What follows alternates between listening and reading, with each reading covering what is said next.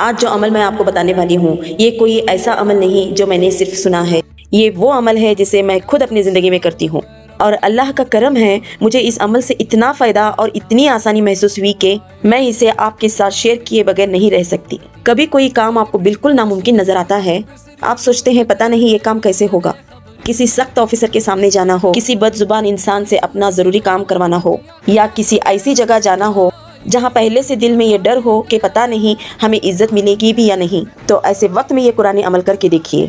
جہاں ناممکن لگے وہیں پر یہ کر کے دیکھیے۔ میرا اپنا تجربہ یہ ہے کہ کئی بار جس کام کو لے کر دل میں بہت زیادہ فکر ہوتی تھی، اس عمل اور دعا کے بعد آنکھوں کے سامنے اس کام کے راستے کھلتے ہوئے نظر آتے تھے۔ ایسا محسوس ہوتا ہے جیسے اللہ کی کوئی مخلوق اللہ کے حکم سے ہمارے لیے آسانی کا سبب بن رہی ہو۔ جہاں ہمیں لگتا تھا کوئی ہماری بات سنے گا ہی نہیں، وہاں بات بن جاتی تھی۔ جہاں لگتا تھا سامنے والا عزت سے بات نہیں کرے گا، وہاں اللہ کے کرم سے رویے بدلا ہوا محسوس ہوتا تھا۔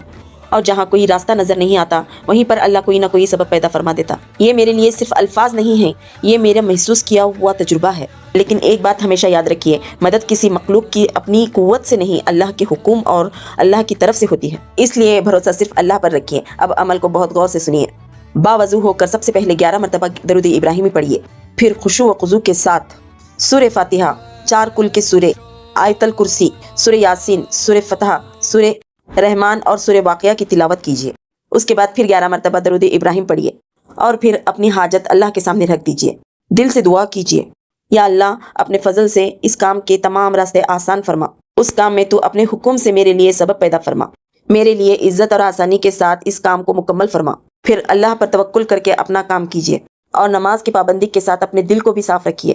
کینہ، بغض، حسد اور تکبر سے بچنے کی کوشش کیجیے، کیونکہ اللہ سے صرف اپنا کام نہیں مانگنا، اللہ سے اپنے دل کی بھی اصلاح مانگنی ہے۔ اور جب آپ اپنا کام کرنے جائیں تو ممکن ہے آپ خود محسوس کریں گے کہ جس کام کو لے کر آپ ڈر رہے تھے، اللہ نے اس کے لیے آپ کی آنکھوں کے سامنے ایک کے بعد ایک سبب پیدا کر دیے۔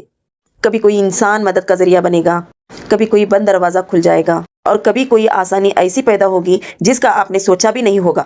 میرے لیے یہ عمل اسی لیے خاص ہے کیونکہ میں نے اپنی زندگی میں اللہ کی طرف سے ایسی آسانیاں محسوس کیا ہے، اپنی آنکھوں سے اپنے کام بنتے ہوئے دیکھی ہوں۔